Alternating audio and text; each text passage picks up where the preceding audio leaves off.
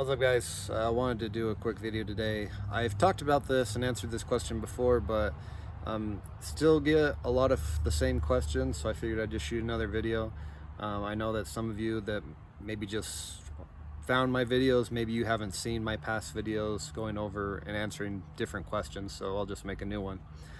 The question that I often get is, why doesn't the claimant or the homeowner just get the funds themselves? Can't they do that?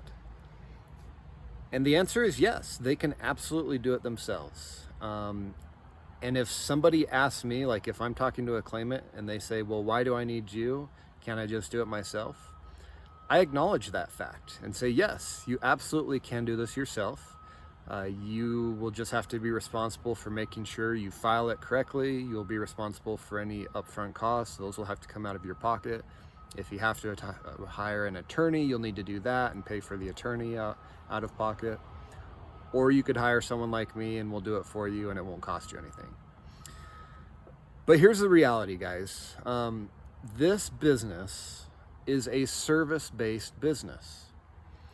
And whenever you have a service-based business, there will always be a demographic of people that will elect to do the service themselves instead of hiring the service provider.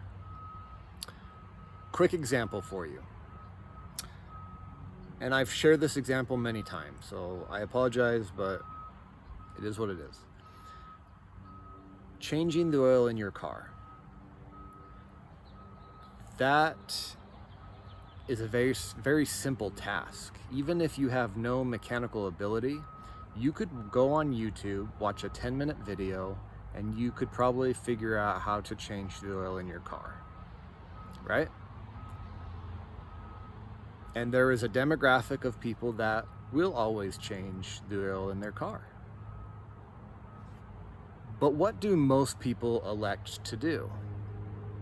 Most people take their car down to the Grease Monkey or the Jiffy Lube and they pay somebody to change the oil in their car. Even though they are very capable and smart enough to do it themselves, they just would prefer not to. So, the same goes in this business. There's always going to be a portion of the population that is going to change their own oil. There's another population, a demographic of the population that's going to pay somebody to change the oil for them. And then there's the demographic that they just don't change the oil in their car and then they blow up their car, right?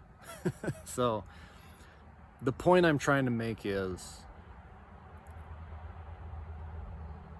the claimant can claim the funds themselves, and some of them will elect to do that. Some of them would just rather not deal with it. You got to understand too, when we're dealing with foreclosures and tax sales, usually these are caused by some sort of traumatic event in their life. So the question then becomes, do they want to revisit that? Or would they just let someone else handle it?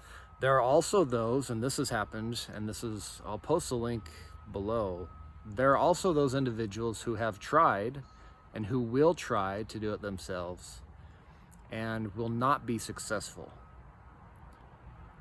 And then they may elect to call someone like us. And that's happened to me before, where I've gotten calls and they say, I know there's money available.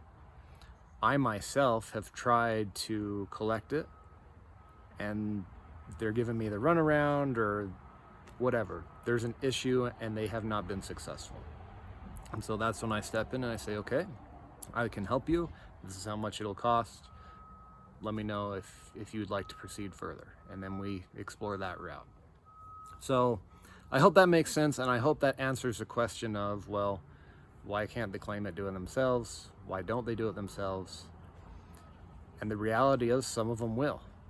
Some of them won't. And the other reality is tomorrow there'll be another deal to go after. And that's just how it goes. And I think that rings true for any service-based business. If you provide a service for someone, chances are that service could be performed themselves. Your client could perform it themselves, right? I gave the example of changing the oil in your car. If you're a painter, someone could paint their own house. They don't need you. But some people would prefer not to do it. And maybe you would do a better job than they could. Shoot, can we not represent ourselves in court? But is it wise to do that? Depends on the person. Here's another example. So at one point in time, I had my real estate license as a realtor. I no longer do that because it's not something that appeals to me. But that's a great example as well. If you've ever bought and sold a home and you've gone through that process, chances are you don't need a realtor to help you do it again. That's been my experience. Like, I used a realtor when I bought my first home because I didn't know what I was doing. Looking back, the realtor didn't really do much for me. I mean, I got approved on my own. I was the one that found the house. The really thing, all I did was call him and say, hey, I need to go look at this house, and he let me in the door. That's really all my realtor did for me. Now, I didn't care because I didn't pay the realtor, the seller paid the realtor, right? But when I sold that house, I did not use a realtor because I knew what I had to do. And you can make arguments, and people may say, well, you probably lost money, blah, blah, blah, whatever.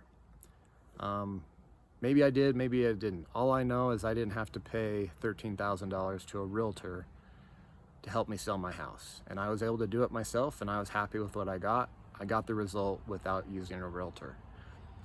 So that's just another example. Nowadays, if I had to sell my house, I might actually use a realtor because my time is spent doing other things.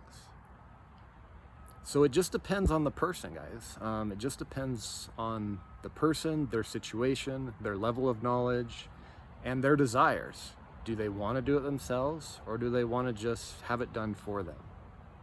So I hope that answers the question. I hope those examples help paint the picture for you of why some of them elect not to do it themselves and why some people will take you up on your services. There's a nice saying that I like. It goes, some will, some won't, so what?